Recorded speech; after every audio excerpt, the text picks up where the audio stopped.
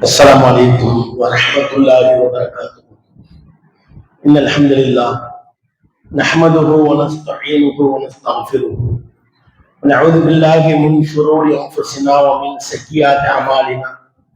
من يهده الله فلا مضل له ومن يضلله فلا هادي له. وأشهد أن لا إله إلا الله وحده لا شريك له وأشهد أن محمدا عبده ورسوله أما بعد.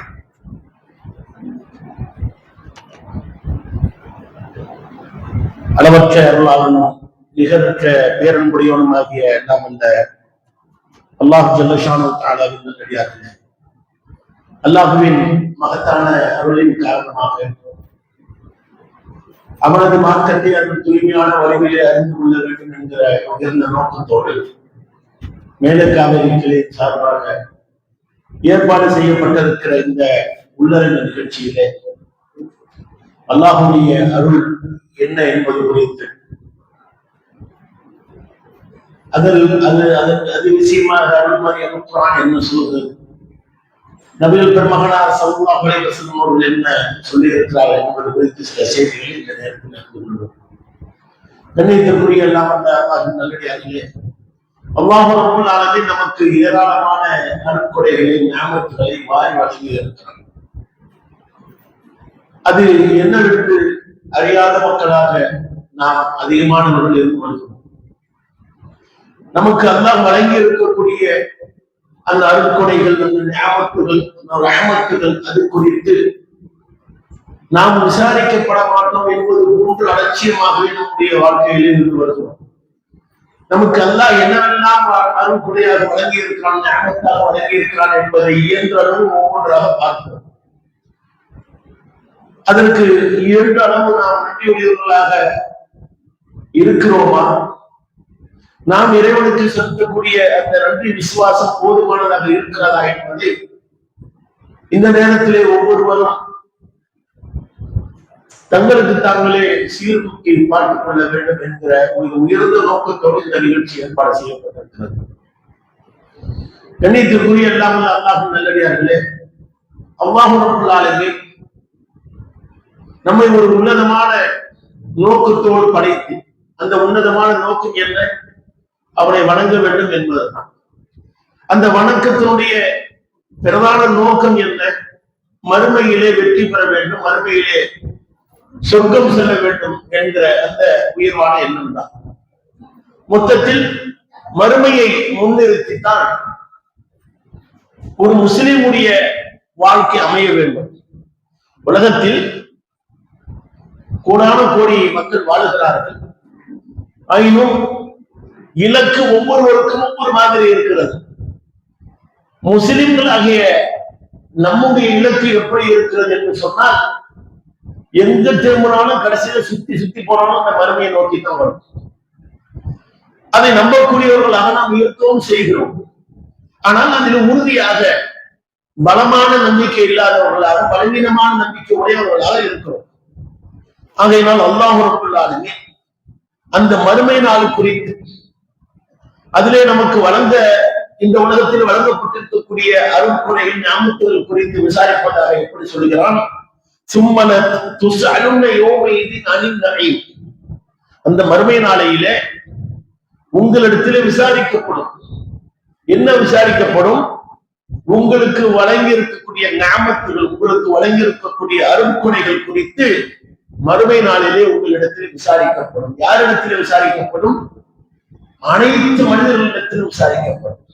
ஆனாலும் இந்த செய்திகள், அருள்மறை அருட்குர்ஆன், நபிகள் பெருமகனாருடைய உபதேசமாக இருக்கக்கூடிய ஹதீஸ், இவை எல்லாம் யாருக்கு பயன் தரும் என்பதை நாம ஒவ்வொரு பயான் நிகழ்ச்சியிலும் நினைவுபடுத்திக் கொண்டுதான் இருக்கிறோம். அது யாருக்கு பயன் தரும்? அல்லாஹ் ஒரு இடத்திலே சொல்லுகிறான்,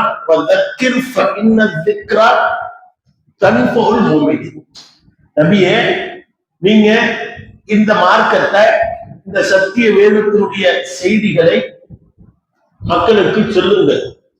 அது மூமின்களுக்கு பயன்படும். மூமின்கள் என்றால் நம்பிக்கை கொள்ளக்கூடியவர்கள். நாம் எல்லாம் நம்பிக்கை கொள்ளக்கூடியவர்களாக இருந்து வருகிறோம். நம்மை பார்த்துத்தான் அல்லாஹ் சொல்கிறான், மறுமை நாளையிலே உங்களுக்கு நான் வழங்கிய அந்த நியமத்துகள் குறித்து விசாரணை செய்வேன். அப்ப அந்த விசாரணைக்கு நாம் எந்த அளவுக்கு நம்மை தயார்படுத்தி வைத்திருக்கிறோம். அல்லாஹ் விசாரணை செய்தால் நாம் எந்த அளவுக்கு அந்த விசாரணைக்கு பதிலளிப்பதற்கு நம்மை நாம் தயார்படுத்தி வைத்திருக்கிறோம். எப்படி தயார்படுத்த முடியும்? நமக்கு எதுவெல்லாம் அருட்கொடையாக அல்லாஹ் வழங்கியிருக்கிறான் என்பதை அறிந்தால்தான் நாம் அதற்கு நன்றியுள்ளவர்களாக இருக்க முடியும். நமக்கு ஒருத்தர் ஒரு உதவி செய்கிறார், இன்னார்தான் இந்த உதவியை செய்கிறார் என்பதை நாம் அறிந்தால்தான் நாம் அவருக்கு நன்றியுடையவராக இருக்க இயலும். ஆனா நம்மை அறியாமையிலேயே நமக்கு ஏராளமான உதவிகள் வந்து கிடைத்துக் கொண்டிருக்கிறது, அது தினமும் ஒவ்வொரு நொடி பொழுதும். ஆனால் அதையெல்லாம் நாம் என்ன செய்யவில்லை, பெருசா எடுத்துக் கொள்வதில்லை. அப்ப அல்லாஹ் ரப்பல் ஆலமீன் இந்த அருட்கொடைகள் குறித்து மறுமையிலே உங்களிடத்தில் விசாரிக்கப்படும். உங்களுக்கு என்னவெல்லாம் வந்து நாம வந்து ஞாபகத்தாக வழங்கி இருக்கிறோமோ அது குறித்து விசாரிக்கப்படும் என்பதாக தனது அருள்மறை குர்ஆனிலே சொல்லி காட்டுகிறான். அது போன்று நிறைய செய்திகள், அவனை நினைக்க வேண்டும், அவனுக்கு நன்றி சொல்ல வேண்டும் என்கிறது அந்த செய்தி குறித்து நிறைய இடங்களில் அல்லாஹ் பேசுகிறான். ஃபதுகுரு அலா அல்லாஹி லஅல்லகும் துஃப்லிஹூன். அல்லாஹ்வின் அருட்கொடைகளை நீங்கள் எண்ணி பாருங்கள், அது போன்று நீங்கள் எண்ணி பார்ப்பதன் மூலமாக நீங்கள் வெற்றி பெறுவீர்கள். என்ன வெற்றி பெறுவோம்? அல்லாஹ் நமக்கு உதவி செஞ்சிருக்கிறான் என்று நாம நினைத்து பார்ப்பதன் மூலமாக நமக்கு ஏதாவது அரசாங்கம் உதவி செய்ய போகிறதா? அரசாங்கம் நமக்கு ஏதாவது பாராட்டு தர போகிறதா? நம்மை வெற்றியாளர் என்று அறிவிக்க போகிறதா? சன்மானம் வழங்க போகிறதா? கிடையாது. அப்ப வெற்றி என்று சொன்னாலே நம்முடைய வெற்றி எதுவாகத்தான் இருக்க வேண்டும், மறுமை வெற்றியைத்தான் அல்லாஹ் சொல்கிறான் என்பதை நாம் புரிந்து கொள்ள வேண்டும். மேலும் அல்லாஹ் சொல்கிறான், வஷ்குரு நிஅமத்தல்லாஹி, அல்லாஹ் உங்களுக்கு வழங்கி இருக்கக்கூடிய அந்த நிஅமத்துகளுக்கு நீங்கள் நன்றி உடையவர்களாக இருங்கள். இன் குன்தும் இய்யாஹு தஅபுதூன். நீங்க அல்லாஹ்தான் வணங்குறீங்கன்னு வச்சுக்கோங்க. நீங்க அல்லாஹ் தவிர வேற யாரையும் வணங்கல, ஒரு இறைவன் தான் நீங்க வணங்குறீங்க. அதுல உண்மையாளர்களாக இருந்தா அல்லாஹ் உங்களுக்கு வழங்கி இருக்கிற நியமத்து இருக்கிறது அல்லவா, நியமத்துல என்னன்னு நம்ம பார்ப்போம் இன்ஷா அல்லாஹ் இயன்ற அளவு. அப்ப நியமத்து, அதற்கு நாம் நன்றி உடையவர்களாக இருக்க வேண்டும். நீங்க அல்லாஹ் வணங்குறதாக, மத்த தெய்வத்தை வணங்குறதாக, அல்லது யாரையுமே வணங்க மாட்டேன், நான் வந்து என்னுடைய வேலை ஒன்று இருப்பேன், மனம் போன போக்குல நான் செல்வேன் என்பது அவர்களுக்கெல்லாம் அறிவுரை கிடையாது. நீ அல்லாஹ் வணங்குறியா, அப்ப என்னுடைய உன்னை படைத்த இறைவனாகிய என்னுடைய நான் உனக்கு வழங்கி இருக்கக்கூடிய அந்த நியமத்துகளுக்கு நீ நன்றி உடையவனாக இருக்க வேண்டும் என்று அல்லாஹ் ரப்பல் ஆலமீன் சொல்லி காட்டக்கூடியதை பார்க்கிறோம். இப்ப அல்லாஹ் செய்திக்கு வர்றோம். உங்களுக்கு நியமத்துகள் நான் வழங்கி இருக்கிறேன், நீங்க எண்ணி பாருங்கன்னு சொல்றேன், நீங்க எனக்கு அதுக்கு நன்றி உடையவர்களாக இருந்தேன்னு சொல்றேன் என்றும் பல இடங்கள்ல சொல்றான்ல அல்லாஹ். வேறு ஒரு இடத்துல சொல்கிறான், அல்லாஹ் உங்களுக்கு வழங்கி இருக்கக்கூடிய நியமத்துகளை, அருட்கொடைகளை நீங்கள் எண்ணுவதாக இருந்தால் நீங்க அதை எண்ணவே முடியாது, உங்களால எண்ணி முடிக்கவே முடியாது. இன்னல்லாஹ லகஃபூர் ரஹீம். ஆனாலும் அல்லாஹ்வுக்கு உங்களை வந்து மன்னிக்கக்கூடியவனா இருக்கான். உங்களுக்கு அல்லாஹ், அது உண்மைதானே, அல்லாஹ் வழங்கி இருக்கக்கூடிய அருட்கொடையை எவராலும் என்னது அந்த ஞாபகத்துகளை எண்ணவே முடியாது. இவ்வளவு ஞாபகத்துகளை எல்லாம் வழங்கி இருக்கு. ஒன்று ரெண்டல்ல, நாம் வந்து பிறந்தது முதல் இறக்கின்ற வரையிலும் ஒரு பெரிய நாட்களை உடையது. ஒரு தினத்திலே காலை முதல், அதாவது விழித்து எழுந்தது முதல் இரவிலே உறங்கச் செல்கிற வரை நமக்கு என்னவெல்லாம் அல்லாஹ் ஞாபகத்தை வழங்குகிறான், அதை கூட நம்மளால எண்ண முடியாது. ஏன்? அவ்வளவு விஷயங்களை எல்லாம் வழங்குகிறான், அவ்வளவு ஞாபகங்களை, அவ்வளவு அருட்கொடைகளை நமக்கு வழங்குகிறான். காலையில் எழுந்திருக்கிறோம், எழுந்திருப்பதற்கு அந்த சக்தியை தரக்கூடியவர்கள் எத்தனை பேர் அந்த உறக்கத்திலேயே நீண்ட உறக்கமாக, நிரந்தர உறக்கமாக ஆகிவிடக்கூடியவர்கள் எல்லாம் பார்க்கிறோம். அதிலிருந்து நம்மை உயிர் கொடுத்து எழுப்பக்கூடியவனாக இருக்கிறான். அதனால் தான் பெருமானார் ஸல்லல்லாஹு அலைஹி வஸல்லம் அவர்கள் அழகான துஆவாக நமக்கு கற்றுத் தந்தார்கள். அல்ஹம்துலில்லாஹி அல்லதி அஹ்யானா, அல்லாஹ்வே உனக்கே போலரைத்து முடித்தார். எதற்கு? அஹ்யானா பாதமா அமாத்தனா, இறந்து போன பிறகு எனக்கு உயிர் கொடுத்து எழுப்பி அன்றாட பொழுது இந்த பொழுதை அடைவதற்கு வாய்ப்பளித்த அல்லாஹ்வுக்கே எல்லாம் புகழும். அப்ப நாம எழுந்திருப்பதே அல்லாஹ்வுடைய ஞாபகம் தான். காலையில இரவு உறங்க சென்று காலையில விழித்தெழுந்திருக்கிறோம் அல்லவா, அது ஒண்ணு பெருசா தெரியல. இது என்ன ரொட்டீனா நடக்கிறது தானே, இது என்ன பெருசு? அந்த விழித்தெழுதலில் கூட எவ்வளவோ நபர்களுக்கு மிகவும் சிரமமாக இருப்பதை பார்க்கிறோம். எழுந்தவுடன் நடக்க முடியாதவர்களை பார்க்கிறோம். எழுந்தவுடன் மூச்சு திணறலோடு இருக்கக்கூடியவர்களை பார்க்கிறோம்.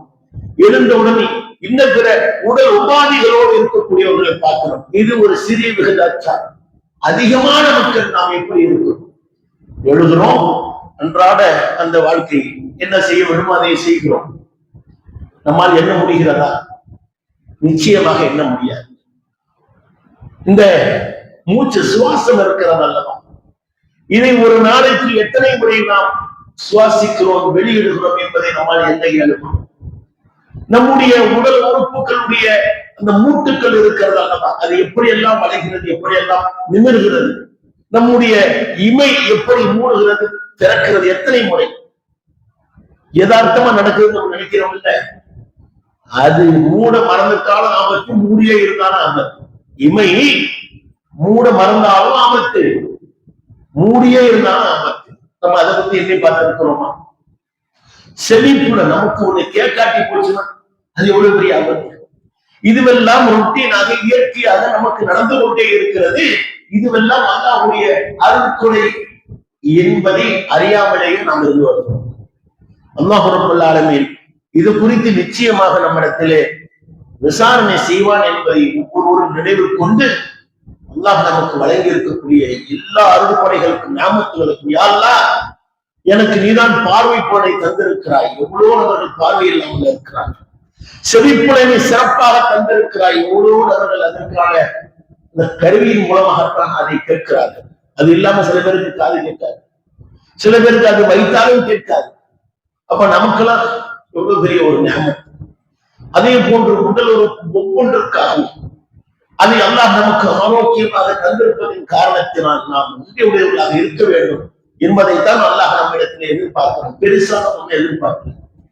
நீங்க சதா எந்த நேரமும் அல்லாஹ் வழங்கிக்கிட்டே இருக்கீங்க, அதெல்லாம் அல்லாஹ் எதிர்பார்க்கல. உண்மையுடையவர்களாக அல்லாஹ் நீ எனக்கு இதை சிறப்பாக தந்திருக்கிறாய், இன்றைய பொழுதை நான் அடைவதற்கு எனக்கு நீ வாழ்வளித்திருக்கிறாய், வசதி அளித்திருக்கிறாய் என்பதை எல்லாம் எண்ணி பார்த்து அவனுக்கு நாம் நன்றியுடையவர்களாக இருக்க வேண்டும். ஆனால் மனிதர் எப்படி இருக்கிறான்? இதுவெல்லாம் விட்டுருவோம், இதெல்லாம் ரொட்டீனா நடக்கக்கூடியது. மனிதனுக்கு அன்றாடம் எத்தனையோ இன்னல்கள் இடையூறுகள் ஏற்படுகிறது. அதுல ரொம்ப பெரிய விஷயமா ஏற்படுதுன்னு வைங்க. அல்லாஹ் அப்படியே சொல்றான், மனிதனுக்கு ஏதாவது ஒரு தீங்கு ஏற்படுமையானால், நல்லா கவனிங்க, இது உங்கள்கிட்ட எங்கிட்ட ஒட்டுமொத்த உலக மக்களிடத்துல இருக்கக்கூடிய அந்த பழக்கம், அந்த மனோபாவம், அவர்களிடத்திலிருந்து வெளிப்படக்கூடிய அந்த குணம், அந்த செயல் குறித்து அல்லாஹ் சொல்கிறான்.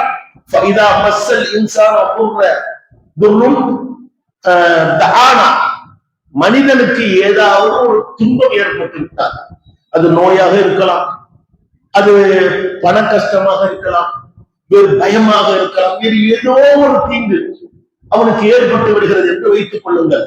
நம்மை அழைக்கிறான், யாருன்னா எனக்கு கஷ்டம் வந்துருச்சு, எனக்கு கவலை வந்துருச்சு, எனக்கு உடல்ல நோய் வந்துருச்சு, எனக்கு கடன் ஏற்பட்டுருச்சு, ஏதோ ஒன்று ஏற்பட்டுருச்சு என்று ஏற்படுகின்ற பொழுது அல்லாஹ் அவரிடத்திலே கையை கேட்கிறாய், அல்லா என்னை எப்படியாவது காப்பாற்று, இந்த பிரச்சனையில என்னை எப்படியாவது மீட்டெடுத்து. நீங்களும் கேட்கிறீங்க, நானும் கேட்கிறேன், நம்ம எல்லாருமே கேட்கிறோம். அந்த பிரச்சனையோடு இருந்து கொண்டே இருக்கிறோம். சும்மா இதா ஞாபகத்தை மின்னா, நம்மிடத்திலே இருந்து அல்லாஹ் சொல்றான், அவனுக்கு ஒரு ஞாபகத்தை கொடுக்கிறோம், அதாவது அவனுடைய அந்த பிரச்சனையை நீக்கிறோம், அவனுக்கு ஏற்பட்டிருக்கக்கூடிய அந்த துன்பத்தை நாம் நீக்குகிறோம். அதுக்கு பிறகு கால இன்னமா ஊத்திட்டு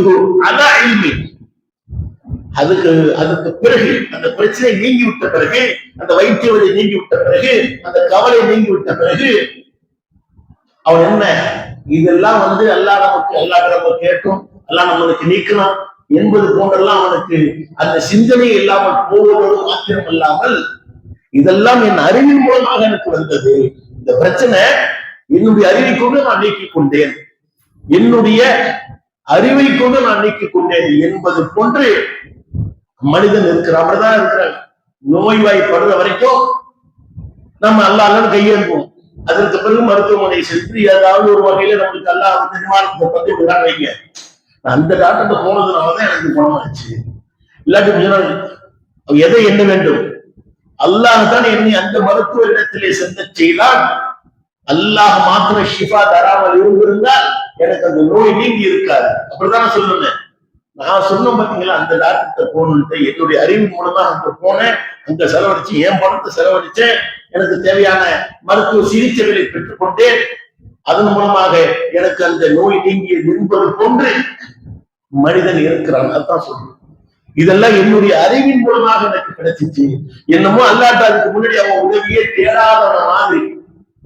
இதுல நிறைய பேர் நாமளும் அப்படிதான் இருக்கும். ஒரு இதுக்கு இந்த நோய்க்கு மாத்திரமல்ல, பிரச்சனைக்கு எல்லா நிலையிலும் அப்படிதான் இருக்கும். நமக்கு ஒரு தேவை என்று சொன்னால் கேட்டுக்கிட்டே இருக்கு. நல்லா தான் கேட்குது, அது தவிர கிடையாது.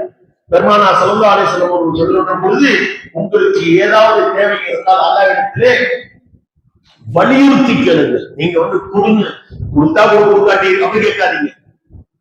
அல்லாஹ்விடத்திலே நீங்கள் வலியுறுத்தி கேளுங்கள் சொல்றாங்க.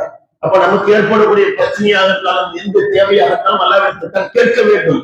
அது நமக்கு கிடைத்த பிறகு அதற்கு நன்றி உடையவர்களாக இருக்கிறோமா என்று பார்த்தா, நீங்கள் நான் ஒட்டுமொத்த மனிதர்களுடைய அப்படி கடந்து செல்லக்கூடிய மனோபாவத்துல தான் இருக்கும். அதெல்லாம் பெருசா நினைச்சுக்கிட்டு இருக்கிறது கிடையாது. அதைத்தான் அல்லாஹ் சொல்லுகிறான், பல் ஹிய ஃபித்னத்து வலாகின் அக்ஸரஹும் லா யஅலமூன். அது ஒரு சோதனை. அவனுக்கு நான் ஒரு சோதனையா கொடுத்தேன், எனினும் அவர்கள் அதிகமானவர் அறிய மாட்டார்கள். அது அவனுக்கு ஒரு சோதனையா கொடுக்குறேன். எதை? அவனுக்கு ஏற்படக்கூடிய ஒரு பிரச்சனைய, அவனுக்கு ஏற்படக்கூடிய அந்த துன்பத்தை, துயரத்தை, ஏதோ ஒன்றை அவனுக்கு நான் ஒரு ஃபித்னாவாக ஒரு சோதனையாக கொடுக்கிறேன். ஆனா அதை அவன் எப்படி எடுத்துக்கிறான்? தன்னுடைய அறிவை கொண்டு, தன்னுடைய அந்த திறமையை கொண்டு அதிலிருந்து வெளியானதாக எண்ணுகிறான். அந்த அறிவையும் அந்த திறமையை யார் கொடுத்தது? அது யோசிக்கணும்ல. அது ஒரு நியமத்து தானே. அது அல்லாஹ்தான் கொடுத்தான் என்கிற அந்த உறுதிப்பாடு நமக்கு ஏற்பட வேண்டும் என்பதைத்தான் அல்லாஹ் நம்மிடத்திலிருந்து எதிர்பார்க்கிறார். இப்படி அல்லாஹ் நமக்கு வழங்கிய நியமத்துகள் இது மாத்திரம் அல்ல, ஏராளமாக இருக்கிறது. அப்ப அல்லாஹ் நமக்கு வழங்கி இருக்கக்கூடிய அந்த நியமத்துகளை ஒவ்வொன்றாக நாம் எண்ணி பார்க்க வேண்டும். மிகப்பெரிய நியமத்து எது தெரியுமா? உலகத்திலே அல்லாஹ் ஏராளமான உயிரினங்களை படைத்திருக்கிறான். நம்மை படைத்து, நமக்கு அதாவது மனிதர்களை படைத்து அவர்களுக்கு சிறப்பான நியமத்தாக அந்த பகுத்தறிவு இருக்கிறது அல்லவா? அதுதான் ஆக சிறந்த நியமம். ஒன்றை சிந்தித்து செயல்படக்கூடிய, அப்படியே இங்க விட்ட வழியில போய்கிட்டு இல்லாம இது நல்லது, இது கெட்டது, இது நேர் வழி, இது குறுக்கு வழி, இது பாதை சரி, தீய வழி, இது சொர்க்கத்திற்கு செல்லக்கூடியது, நரகத்திற்கு செல்லக்கூடியது, இப்படி ஒவ்வொன்றையும் பகுத்தாய்ந்து செயல்படுத்தக்கூடிய நிலையிலே அல்லாஹ் ரப்பல் ஆலமீன் நம்மிடத்திலே அந்த அறிவை தந்திருக்கிறான் அல்லவா? இது மிகப்பெரிய ஒரு நியமத். இது எப்போது நமக்கு தெரியும்?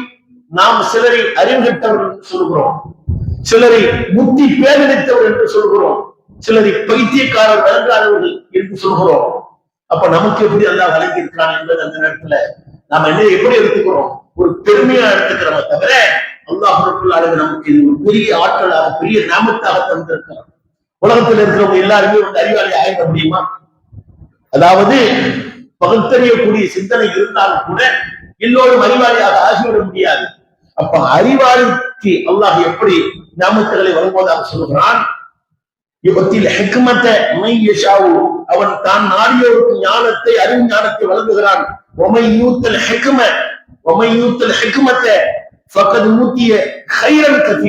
யாருக்கு அல்லாஹ் அறிவை சிறப்பாக வழங்கிவிட்டானோ அவர் ஏராளமான நன்மைகள் வழங்கப்பட்டு விட்டார்.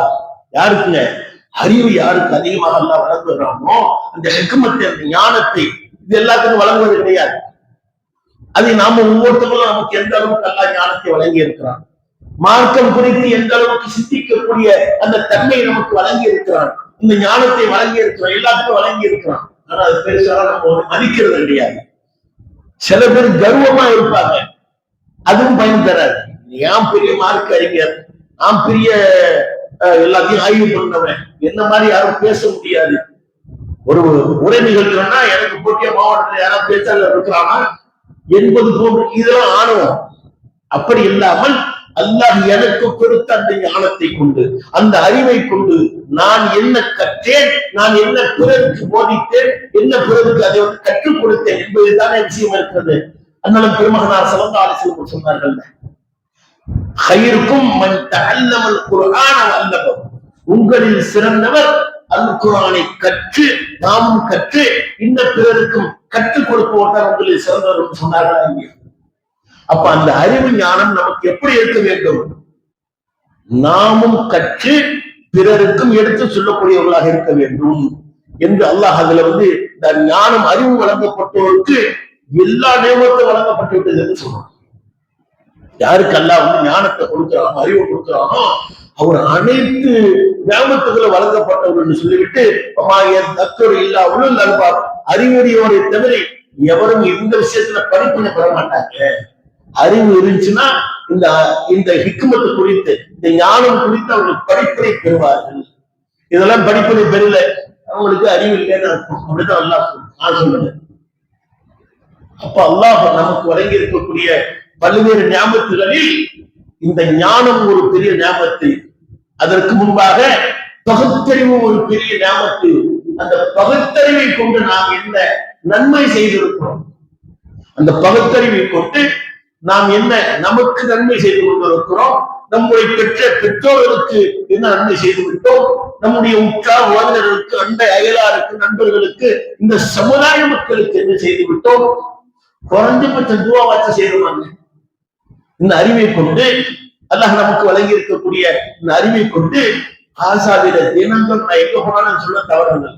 காசாவில பலஸ்தீனுடைய ஒரு பகுதியில போர் நிறுத்த ஒப்பந்தம்லாம் ஏற்பட்ட பிறகு கூட அன்று தினமும் மக்களை கொன்று குவித்துக் கொண்டிருக்கிறார். கொஞ்சம் கூட ஈவியா இருக்குங்க. நாம ஒரு ஆடு மாடு கூட அப்படி அடிக்க மாட்டோம், அப்படி கொலை செய்ய மாட்டோம், ஒரு நாய் போன்ற விலங்கை கூட பண்ண மாட்டோம். அப்படி மனிதர்கள் அங்கே என்ன செய்யப்படுகிறார்கள்? கொன்று குவிக்கப்படுகிறார்கள். ஆனா நம்முடைய அறிவு, நம்முடைய சொந்தம், நம்முடைய வீடு, நம்முடைய வியாபாரம், நம்முடைய வசதி வாய்ப்பு, இதை மட்டும் தான் சிந்திக்கிறதே தவிர பிற மக்களுக்காக நாம் கையேந்த வேண்டும் என்பது கூட அறியாத மக்களாக இருக்கிறார். துஆ செய்ய வேண்டும் என்கிற அந்த அறிவும் அல்லாஹ் கொடுத்த ஒரு நியமத்துக்கு தான். நம்மளுக்கு எல்லாம் தெரியாமையா இருக்கு. துஆவுடைய சிறப்பு குறித்து நிறைய நமக்கு பயான் நிகழ்ச்சியில கேட்டுத்தானே செய்கிறோம். செயல்படுத்தணுமா? அப்ப அதை செயல்படுத்தணும். அதுவும் ஒரு ஞாபகத்து. அதற்காக அல்லாஹ் நமக்கு மறுமையிலே மிகப்பெரிய நன்மையை வழங்குவான். இப்ப நபிகள் பெருமகனார் ஸல்லல்லாஹு அலைஹி வஸல்லம் அவர்கள் அல்லாஹ்வுடைய நியமத்தை மறந்தவர்களுக்கான அந்த சில செய்தியை மக்களுக்கு சொல்லி காட்டுகிறார்கள். எப்படி என்று சொன்னால், பனு இஸ்ரவேல் காலத்திலே நடந்த ஒரு செய்தியை ஒப்பிட்டு நமக்கு அழகாக பாடம் நடத்துகிறார்கள் பெருமானார் ஸல்லல்லாஹு அலைஹி வஸல்லம் அவர்கள். 3 நபர்கள், நீங்க நிறைய தடவை கேள்விப்பட்ட ஒரு செய்தி, ஆனா நிச்சயமாக படிப்பை இருக்கிறது. அடிமேல அடி அடிச்சு அம்மிய நகரங்கிற மாதிரி ஹதீஸை பொறுத்த வரைக்கும் திரும்ப திரும்ப திரும்ப சொல்லதான் சொல்ல முடியும். நம்ம கையில மடியில போட்டு நாமளாக ஒரு இட்டு கட்டி சொன்னாதான் தவறு. பெருமானார் ஸல்லல்லாஹு அலைஹி வஸல்லம் அவர்கள் சொன்ன செய்தியை திரும்ப திரும்ப சொல்லிக் கொண்டே இருக்கும் போதுதான் நமது மனதிலே அது பதியும். நம்மிடத்துல எது இல்லையோ அதை எடுத்துக்கொள்ளும், எது தேவையில்லாமல் இருக்கிறதோ அதை நீக்கும். அப்ப அதற்காக பெருமானார் ஸல்லல்லாஹு அலைஹி வஸல்லம் என்ன சொல்கிறார்கள்? 3 நபர்கள் குறித்து சொல்லுகிறார்கள். அதிலே முதலாவதாக தொழுநோயாளி. அவரிடத்திலே மாணவர் ஒருவரை அல்லாஹ் அனுப்புகிறார். மனித உருவத்திலே வந்து, உமக்கு ஏதாவது தேவை இருக்கிறதா? ஆமா, எனக்கு ரொம்ப கஷ்டமா இருக்கு, இந்த நோய் ஏற்பட்டதுனால என்னுடைய அழகு போய், என்னுடைய ஆரோக்கியம் போய், மக்கள் எல்லாம் வெறுக்கக்கூடிய நிலைமையிலே நான் ரொம்ப மனவேதனையிலும் உடல் வேதனையிலும் இருந்து வருகிறேன். ஆகையினால் இந்த நோய் என்னை விட்டு நீங்க வேண்டும் என்று அவர் வந்து சொல்றார். இந்த மனக்கு வந்த வானவர் என்ன செய்கிறார்? அவருடைய மேனியிலே தடவி விட்ட பிறகு அவர் வந்து சாதாரண நிலைக்கு, நோய் அற்றவராக நாமெல்லாம் இருக்கிறவங்க நல்ல நிலையில, அது போன்ற ஒரு நல்ல நிலைக்கு அவர் வந்து விடுகிறார். வந்த பிறகு கேட்கிறார், உங்களுக்கு வேற ஏதாவது கோரிக்கை இருக்கிறதா என்று. எனக்கு ஒன்றும் வியாபாரம் அது இதெல்லாம் ஒன்றும் கிடையாது, ஒரு ஒட்டகத்தை கொடுத்தீங்கன்னா அதை வச்சு நான் வாழ்க்கைய நான் நகர்த்திடுவேன், நான் என்னுடைய படைப்பை தேடிக்கொள்வேன் என்று கேட்கிறார். அவருக்கு சாதாரண ஒட்டகம் கூட கொடுக்கல, சூழூற்ற ஒட்டகம், அதாவது கருவுற்ற ஒட்டகத்தை அந்த மாணவர் வழங்குகிறார். அது கன்று இருந்து குட்டி போட்டு அப்படியே பெரிய பண்ண மாதிரி ஆயிடுச்சு. அதற்கு பிறகு வேறு ஒரு நபரை அந்த மாணவர் சந்திக்கிறார். எதற்காக?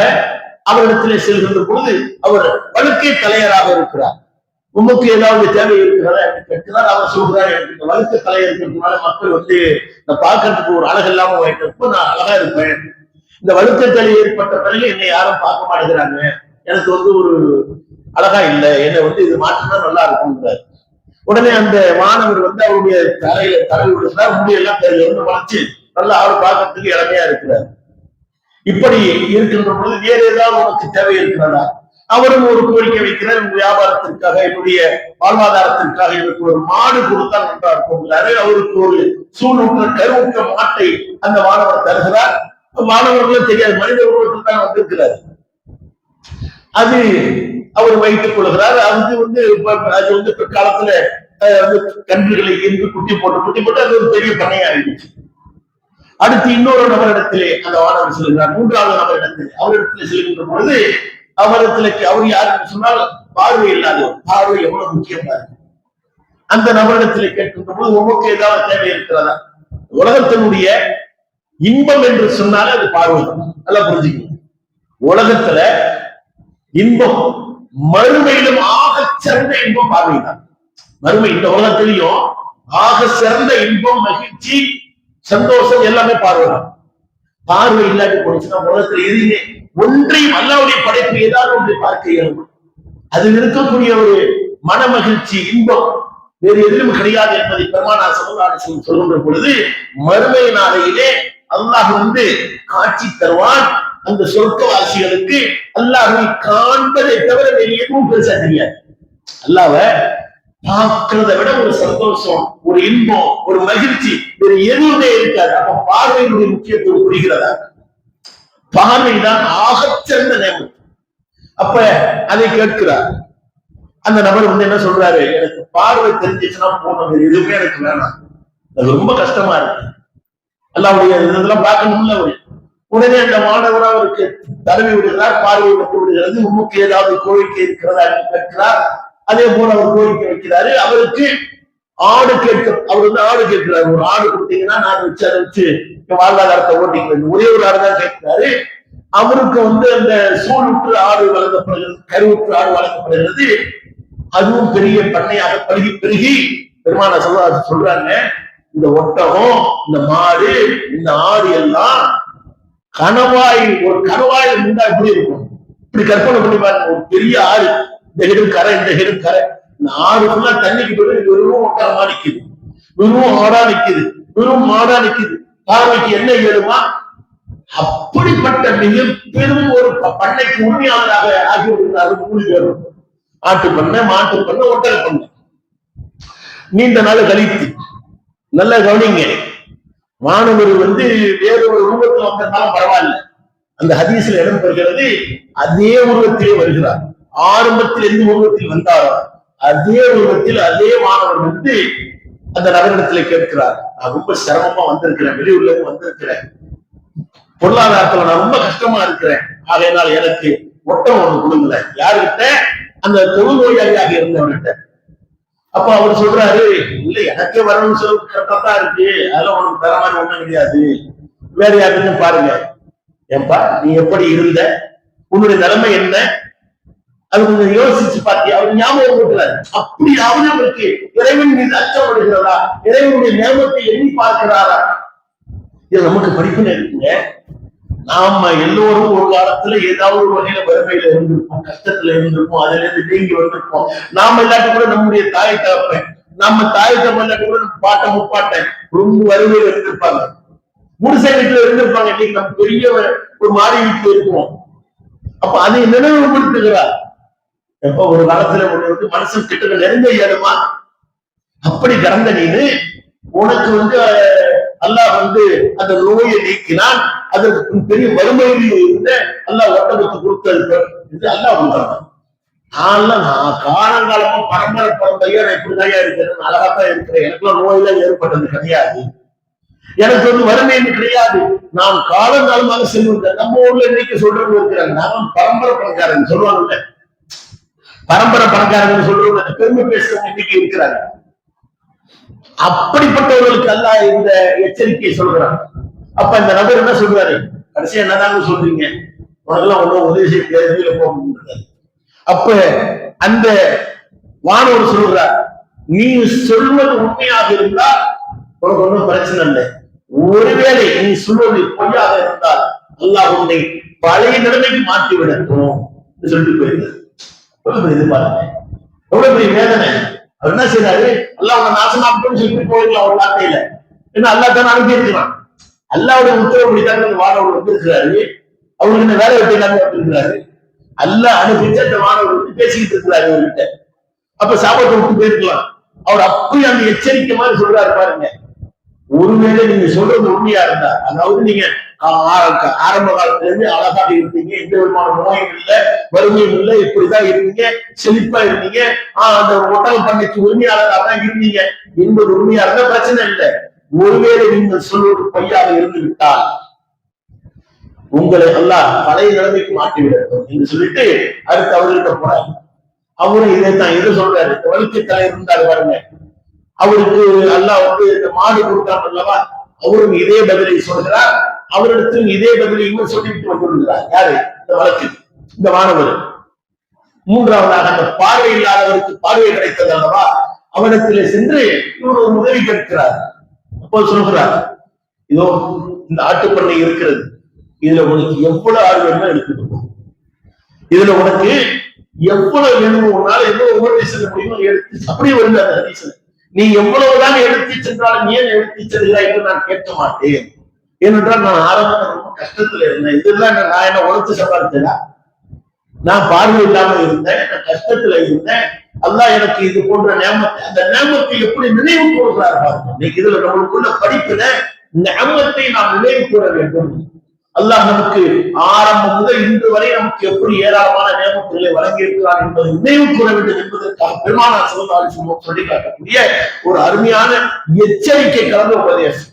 அப்ப என்ன சொல்றாரு, உனக்கு என்ன உண்மை எடுத்துட்டு போனா உடனே கேட்க மாட்டேன், அப்ப நீ உண்மை சொன்னாய், அல்லாஹ் 3 விஷயத்திலே திருப்தி அடைந்தான், அந்த 20 விஷயத்திலே அதிருப்தி அடைந்தான் என்பதாக அந்த வானவர் சொல்லிவிட்டு செல்வதாக அந்த ரிவாயத் அந்த செய்தி முடியும். அப்ப நமக்கு கிடைக்கக்கூடிய தகவல் என்ன, நம்ம கிட்ட எல்லாம் மாணவர் வந்து கேட்பாரு, எதிர்பார்க்க முடியுமா? மாணவர் வந்து எப்ப நீ வந்து அன்னைக்கு ஒண்ணுமே இல்லாம இருந்த, நீ ஒரு கடையை வச்ச, பெருசா பழகி வெளிநாடு போன, சம்பாதிச்ச, ஒண்ணுமே இல்லாம புருஷ வீட்டுல பெரிய ஊர் கட்டிய, ஒவ்வொருத்தர்களுக்கும் ஒரு மாணவர் வந்து கேட்கணுமா? இதுதான் நம்ம அனைவரிடத்திலும் மாணவருக்கு கேட்டதாக எடுத்துக்கொள்ள வேண்டும். நம்மகிட்ட ஒரு மாணவர் வந்து நிக்கிறாரு, நீ அப்படி இருந்திய, இப்ப இப்படி இருக்கிய, நீ இன்னும் அல்லாவுக்கு நேமத்தை ஏதாவது அல்லாஹ் வழங்கிய அந்த நேமத்துக்கு நம்பியுடையவனாக இருக்கிறாயா என்று மாணவர் நம்மிடத்துல கேட்பது போன்று ஒவ்வொருவரும் உணர வேண்டும். அதற்காகத்தான் பெருமானார் ஸல்லல்லாஹு அலைஹி வஸல்லம் அவர்கள் இந்த செய்தியை நமக்கு சொல்லி காட்டுறாங்க.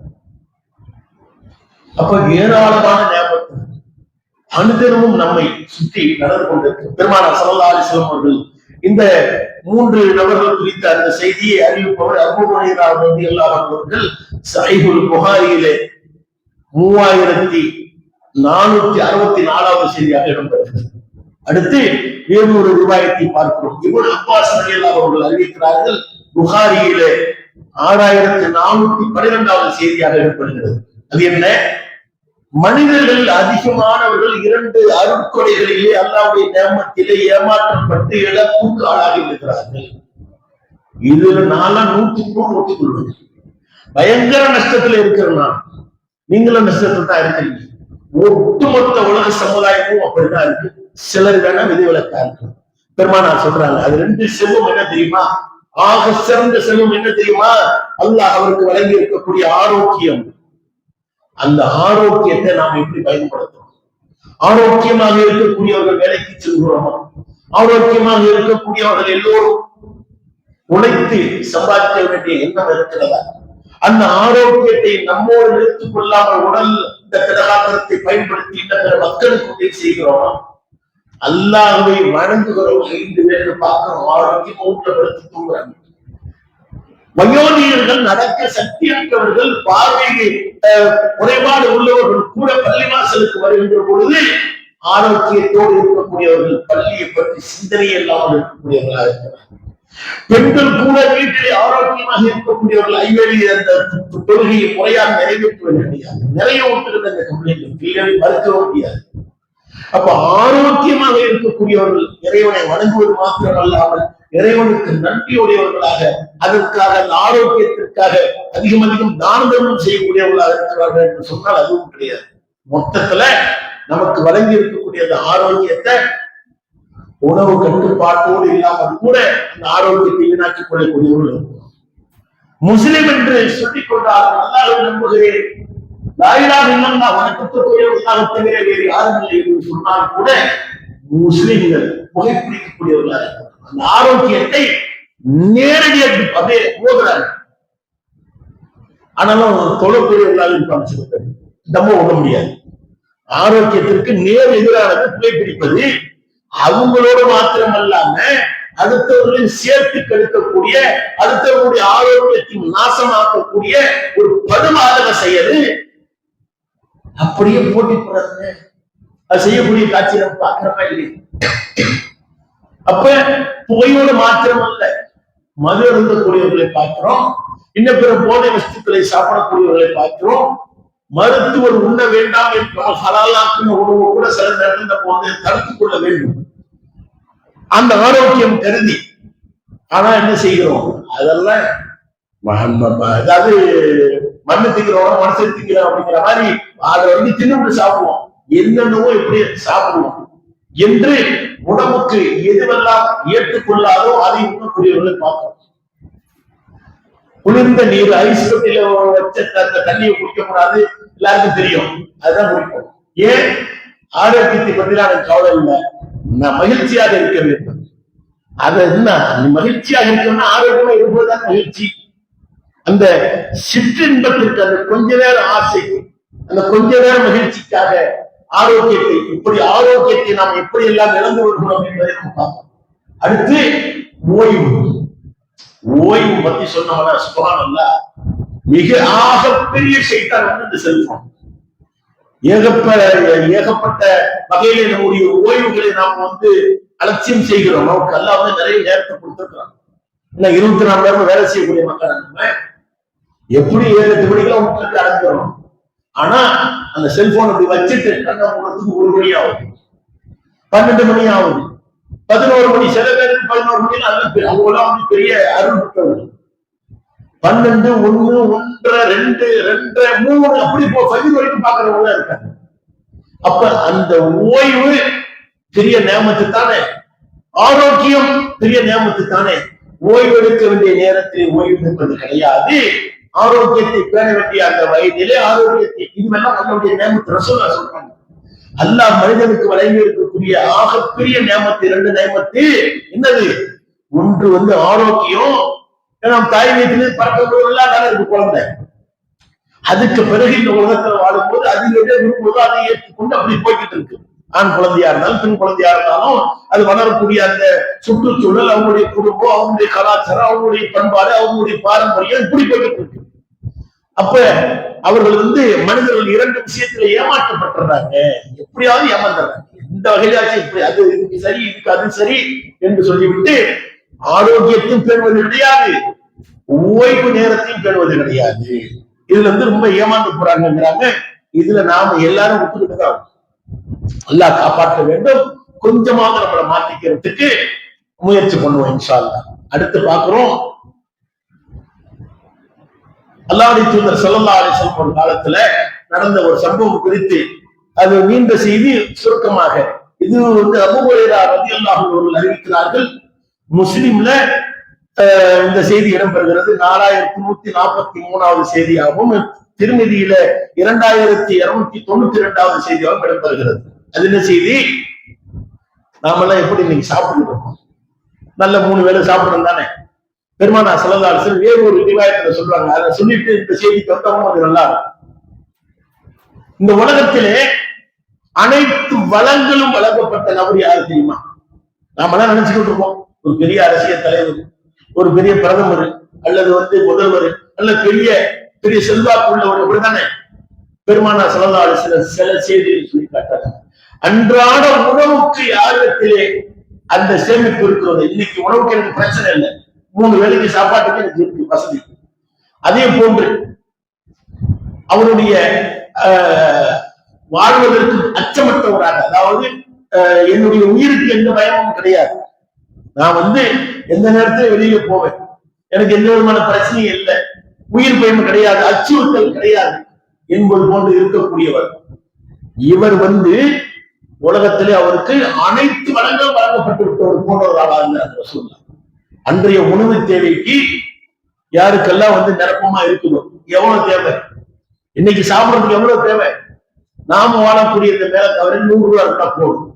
காலையில ஒரு 30 ரூபாய்க்கு டிஃபனு, சாயங்காலம் ஒரு 4 இட்லி 20 ரூபாய், மத்தியானம் 50 ரூபாய்க்கு சாப்பாடு, சாதாரண சாப்பாடு சொல்றேன். சில பகுதிகளில் ஒரு 50 ரூபாய் கூட உழைச்சி தேவைப்படும். அப்ப அன்றாட உணவுக்கு தேவையோ. 3வது செய்தி சொல்றாங்க, சொல்ல பெரும் நோய் இல்லாம இருக்கிறாங்கல்ல, நோய் இல்லாதவர், உணவுக்கு அன்றைக்கு என்ன தேவையோ அதை அடைந்திருப்பவர், உயிர் பயம் இல்லாமல் வாழக்கூடிய இதை ஒரு அடைந்து விட்டாருன்னு வைங்க, உங்களுக்கு இருக்கு, இந்த 3 இருக்கு, என்ன இருக்கு, உயிர் பயம் கிடையாது, எந்த வேறனாலும் வெளியில போவேன், யாரோ அடிச்சு கொண்டு வருவாங்க, பயம் கிடையாது. அதே போல இன்றைய உணவுக்கு என்ற இயற்கை இருப்பு இருக்கு. அதே போன்று இந்த இதுவும் இயற்கை என்று நம்பக்கூடிய ஒருவர், அதை அடைந்து விட்ட ஒருவர், உலகத்தில் அனைத்து வளங்களும் வழங்கப்பட்டு வருகிறார். உலகத்தினுடைய அனைத்து வளங்களும் நமக்கு வழங்கப்பட்டு, இதை நாம எண்ணி பார்த்திருக்கிறோமா? அப்ப இதை நாம் நினைவில் கொள்ள வேண்டும். நினைவில் வைத்து இந்த செய்திக்கு வருவோம். எந்த செய்திக்கு? இந்த ரிவாயத்தை சொன்னோம்ல, அதுக்கு பெருமானார் ஸல்லல்லாஹு அலைஹி வஸல்லம் அவர்கள் ஒரு முறை வீட்டை விட்டு வெளியே வருகிறார். சற்று நேரத்திலே பார்க்கிறார்கள், அபூபக்கர் சித்தீக் ரலியல்லாஹு அவர்கள் வெளியே வருகிறார்கள். இன்னும் சற்று நேரத்தில் பார்க்கிறார்கள், உமர் ரலியல்லாஹு அவர்களும் வருகிறார்கள். அப்ப கேட்கிறாங்க அல்லாஹ்வுடைய தூதர், என்னப்பா இந்த நேரத்துல திடீர்னு வீட்டை விட்டு வெளியில வரீங்க? அப்ப அப்படியே பார்த்துட்டு யோசிச்சு சொல்றாங்க, பசி தாங்கல. யோசிச்சு பாருங்க, இந்த 2 நபர்களும் யாரு? அண்ணலம் பெருமகனார் ஸல்லல்லாஹு அலைஹி வஸல்லம் அவர்களுடைய அந்த மறைவுக்கு பிறகு கலீஃபாவாக, மன்னராக வந்தவர். அந்த நாட்டுக்கு, அந்த தேசத்திற்கு, அதை சுற்றிலும் உள்ள அரபு தீபகற்பத்திற்கு, அண்டை நாடுகளுக்கெல்லாம் உண்மைகளில் ஆட்சியை விசாலப்படுத்துறாங்க. அப்ப அதற்கு முன்பு பெருமானவர்கள் இருந்த உமர் அவர்கள் சாதாரண ஆள்லாம் கிடையாது, நல்ல செல்வம் பெருமான் ஆரம்பத்துல. அதே போல அபூபக்கர் சித்திக் வாரி வாரி வழங்கக்கூடிய வல்லலார், காசு மன்னர் வழங்க முடியும். அப்ப அவரும் செல்வந்தராக இருக்கிறார். 2 பேரும் வெளியில வராங்க. பெருமானார் ஸல்லல்லாஹு அலைஹி வஸல்லம் கேட்கிறாங்க, என்ன பண்ற நேரத்துல, ஏதோ 2ஆம் கட்ட நேரத்துல வந்திருக்கிறாங்க, பசி சாப்பிடறதுக்கு ஒண்ணும் இல்லை வீட்டுல, அதான் வெளியில வந்தேன். அப்படியா, சரிங்கிறாங்க. அதெல்லாம் இருக்கட்டும், நீங்க எதுக்கு வெளியில இருந்தீங்க? எனக்கும் பசி தப்பா காரணம். யாரு? அகில உலகத்திற்கு மறுத்துறையாக அனுப்பப்பட்ட பெருமானார் ஸல்லல்லாஹு அலைஹி வஸல்லம் அவர்கள் சொல்கிறார்கள், எனக்கும் பசி தான் காரணம், வீட்டுல ஒண்ணு இல்லை சாப்பிடறதுக்கு, நீ வெளியில வந்தா ஏதாவது ஒரு யோசனை கிடைக்கும், எங்கேயாவது போலாம். அப்போது பெருமானார் மீண்டும் சொல்கிறார்கள், ஒரு நபர் என்னை அழைத்திருக்கிறார், வீட்டுக்கு வாங்கன்னு கூப்பிட்டு இருக்கிறார், நம்ம அங்க போவோம், நீங்களும் சேர்ந்து வாங்க.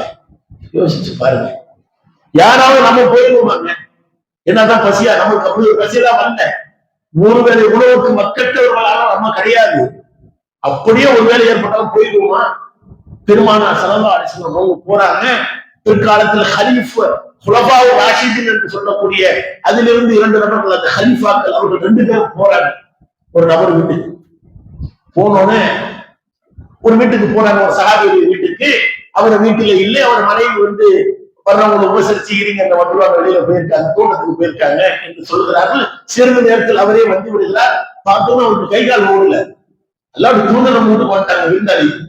உடனே நீங்க ஏறிங்கன்னு சொல்லிட்டு பக்கத்துல போயிட்டு ஒரு பேர்ச்ச மாதத்துல உள்ள ஒரு கொலையை அப்படியே வெட்டி கொண்டு வராது. அதுல காய் இருக்கிறது, செங்காய் இருக்கிறது, பழம் இருக்கிறது, எல்லாம் அப்படியே கரிஞ்சு கரையாமே இருக்கிற ஒரு கொலையோட கொண்டுட்டு இதை வச்சு நீங்க சாப்பிட்டுக்கிட்டீங்க, இந்த வந்துடுறேன், எங்க போறீங்க? ஒரு ஆடு அறுத்து கொண்டு உங்களுக்கு உணவு நான் ரெடி பண்ணுவேன். அப்ப பெருமானார் ஸல்லல்லாஹு அலைஹி வஸல்லம் சொல்றாங்க பாருங்க, அந்த பசியான நேரம், அந்த ஒரு நமக்கெல்லாம் எப்படி இருக்கும், ஏதோ கொண்டு போயா தாங்கல பசி, அப்படிலாம் சொல்லுவான். பால் கொடுக்கக்கூடிய ஆட்டனை அறுக்கிறாரு சொல்றாங்க அப்படின்னு ஒரு சட்டம் பார்க்குதுங்க. அந்த பசியான நேரத்தில் கூட, ஒரு விருந்துக்கு சென்றிருக்கக்கூடிய நேரத்தில் கூட நமக்கான சட்டத்தை சொல்கிறார்கள். பால் கொடுக்கக்கூடிய அந்த ஒரு ஆட்டை நீங்க அறுக்கக்கூடாது. பால் குடி மறந்து அந்த குட்டிகள் எல்லாம் கொஞ்சம் பேச ஒரு கண்டிஷன் இருந்தா சாப்பிடலாம், அறுக்கலாம் அப்படிங்கிற மாதிரி. அவர் உடனே என்ன செய்யறாரு, இல்ல நான் வேற ஆட்டை அறுத்து வரேன்னு சொல்லி அறுத்து உணவு பரிமாறி அண்ணன் பெருமகனா ஸல்லல்லாஹு அலைஹி வஸல்லம் அவர்களுக்கும் சஹாபாக்கள் ஆகிய ரெண்டு பேருக்கும் வளர்க்குறாங்க. அதை சாப்பிட்டு முடிச்சுட்டு சொல்றாங்க, வல்லதி நஃப்ஸி பியதிஹி லா துஸஅலுன்ன அன் ஹாதன் நஐமி யௌமல் கியாமா. இந்த நம்ம சாப்பிட்டவங்க ரெண்டு பேர்த்தையும் சொல்றாங்க, உமர் கிட்டையும் அபூபக்கர் ரலியல்லாஹு அன்ஹு அவர்கள்கிட்ட சொல்றாங்க, இந்த நேமத்து குறித்து நீங்க மறுமையில் விசாரிக்கப்படுவீங்க. ஒருவேளை சாப்பிட்டுங்க, ஒருவேளை ஒரு நபர் நமக்கு வழங்கிய அந்த உணவு குறித்து கூட நீங்கள் மறுமையில விசாரிக்கப்படுவது சும்மா சொல்லல, இந்த முகமது உயிர் எவன் கையில இருக்குதோ அவன் மேல சத்தியமா விசாரிக்கப்படுவீங்க. இப்ப நாம 3 வேளை வயிறார உண்ணுகிறோம், அல்லாஹ் மேல சத்தியமா நம்ம விசாரிக்கப்படும். அந்த உணவுக்கு நாம் நன்றியுள்ளவர்களாக இருந்திருக்கிறோமா, எந்த அளவுக்கு உணவை வீணாக்குகிறோம், அதுக்கான தண்டனை என்ன, அது வேறு. எந்த அளவுக்கு உணவை அலட்சியப்படுத்துகிறோம். பெருமானார் ஸல்லல்லாஹு அலைஹி வஸல்லம் அவர்கள் ஒருபோதும் எந்த உணவையும் குறை சொன்னது கிடையாது. நாம ஒருபோதும் ஒரு உணவையும் குறை சொல்லாமல் இருந்தது கிடையாது. நம்ம வீட்டுல அதிகமான ஆண்களுடைய பழக்கம் தெரியுமா, என்ன செஞ்சாலும் நல்லா என்னத்தான் செய்வாங்க. நான் கேட்டேன், ஒரு பெண்ணு வீட்டுல என்னத்தான் எப்படித்தான் திருப்திப்படுத்த முடியும்? உப்பு இல்லைங்கிறான், வேகலைங்கிறான், அது இல்லைங்கிறான், காரமா இருக்குங்கிற எட்டாவது. இது எல்லா வீட்லயும் யாராச்சும் ஒருத்தர் இருப்பாங்க, எல்லா வீட்லயும் யாராவது ஒரு நபர் இருப்பாங்க. பெருமானார் ஸல்லல்லாஹு அலைஹி வஸல்லம் சொல்றாங்க, ஒருபோதும் உணவை குறை சொன்னது கிடையாது. வேற என்னதான் செய்வாங்க, விரும்பினால் உண்பார்கள், விரும்பாவிட்டால் விட்டு விடுவாங்க. அவ்வளவு நல்லா சாப்பிட மாட்டாங்க, லைட்டா கை வச்சு சாப்பிட்டு போயிடுவாங்க. அப்ப உண்பதற்கு முன்பாக இறைவனுக்கு இறைவனுடைய பெயர் கூறி உண்ணக்கூடியவர்கள் எத்தனை நபர்கள், உண்டு முடித்த பிறகு இறைவனுக்கு நன்றி சொல்லக்கூடியவர்கள் எத்தனை நபர்கள், யோசித்து பார்க்க வேண்டும். அப்ப அல்லாஹ்வுடைய ஞாபகம் என்று சொன்னால் சொல்லிக்கொண்டே போகலாம். நாம் எல்லாம் 3 வேளை உணவை எந்த விதமான ஒரு சிரமம் இல்லாமல் சாப்பிடக்கூடிய சில பேர் இருக்கலாம், 3 வேளை சாப்பிட வசதி இல்லாமல் கூட இருக்கலாம். ஆனால் ஒரு வேளைக்காவது அவர்களுக்கு வசதி இருக்கும்.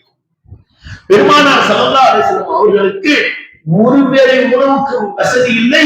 அதனால் வீட்டை விட்டு வெளியேறி என்றோ ஒருவர் அழைத்திருக்கிறார், அந்த நாளை அந்த நபரின் ஞாபகம் வைத்து செல்கிறார்கள் என்று சொன்னால், அவர்களோடு 2 பேரும் சஹாபாக்கள் செல்கிறார்கள் என்று சொன்னால், நாம என்னைக்காவது நெருங்கிய உறவினருக்கு காட்சி போயிருக்குமா? போக மாட்டோமே. நம்ம கௌரவம் விடாது. நமக்கு என்ன ஆகும், பசியா இருந்தாலும் பட்டினியா இருந்தாலும் வீட்டிலேயே இருக்கும், அப்படிதான் இருப்போம். இப்ப பெருமானார் ஸல்லல்லாஹு அலைஹி வஸல்லம் அவர்களுடைய நிலை என்ன, அந்த உணவுக்கான முக்கியத்துவம் என்ன? உணவு பற்றாக்குறை வந்து மிகப்பெரிய பிரச்சனை இந்த உலகத்துல. நம்மளும் சாப்பிடவும் இல்ல, 3 ஒரு பகுதிகள் தான் 3 வேளை உண்டு கொண்டு இருக்கிறோம் உலகத்துல. 700-800 கோடி பேர் இந்த உலகத்துல வாழ்றாங்க இல்ல, சுமார் 200-300 கோடி என்னங்க வாங்க சொல்லு, டைம் ஆயிடுச்சு சொல்லு. அப்போ உணவு வந்து 3 ஒரு பகுதி மக்களுக்குத்தான் உணவு கிடைக்கிறது இந்த உலகத்தில். அந்த ஒரு பகுதி மக்களிலே நாமும் இருக்கிறோம். எண்ணிக்கொள்ளுங்க, அல்லாஹ் பெரிய நேரம். இதெல்லாம் நம்மளுக்கு தெரியாது. எல்லாரும் தானே சாப்பிடுறாங்க, நம்மளும் சாப்பிடுறது பெருசு கிடையாது. அப்படிப்பட்ட நேமத்துகளை அல்லாஹ் நமக்கு வழங்கி இருக்கிறார். ஆனால் நாம் வந்து நன்றி மறந்தவர்களாக இருக்கிறோம். ஆரோக்கியமாக இருக்கக்கூடிய நாம் நோயாளியை நலம் விசாரிக்க செல்கிறோம். இந்த இதுல பாருங்க, நமக்கு ஒருவர் விருந்தளிக்கிறார் அல்லவா, விருந்தளிக்கிறார். நம்ம ஒரு விருந்துக்கு போறோம், விருந்துக்கு போயிட்டு நம்ம என்ன செஞ்சிடறோம், சாப்பிட்டுட்டு உடனே வந்துடுறோம்.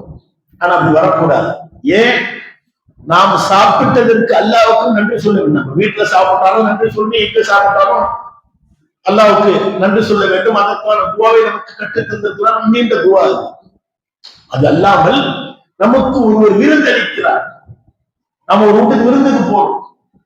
விருந்துக்கு போயிட்டு அல்லாஹ்வுக்கு நன்றி சொல்வது மாத்திரம் இல்லாமல் அவருக்காக செய்ய வேண்டிய துவா இருக்கிற அந்த நேமத்துக்கு, அந்த நேமத்தை எண்ணி பார்க்க வேண்டும்.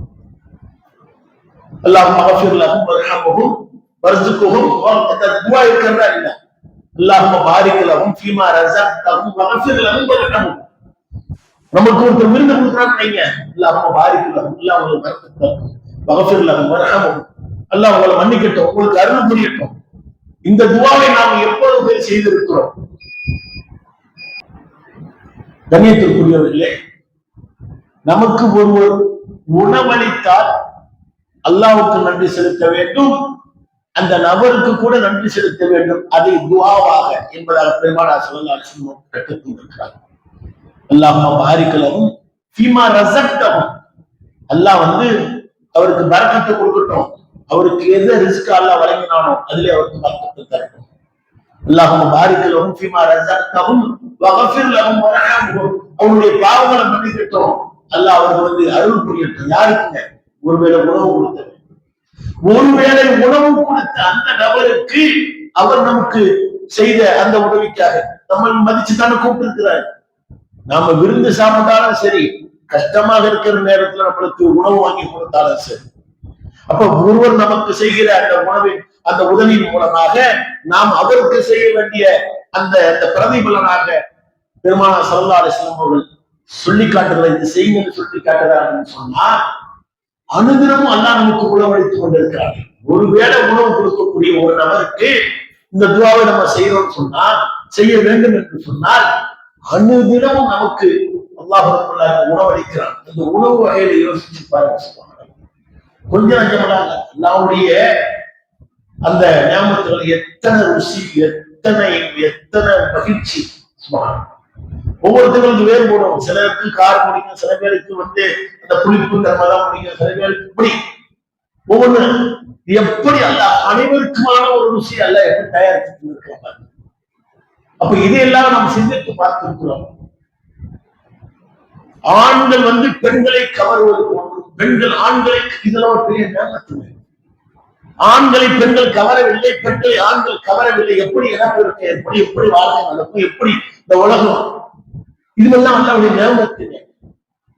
குழந்தையின் பாக்கியம் இல்லாதவரிடத்திலே கேட்டால் அந்த குழந்தைத்தான் பெரும் பாக்கியம், பெரும் நேமத்தை என்று சொல்லுவார்.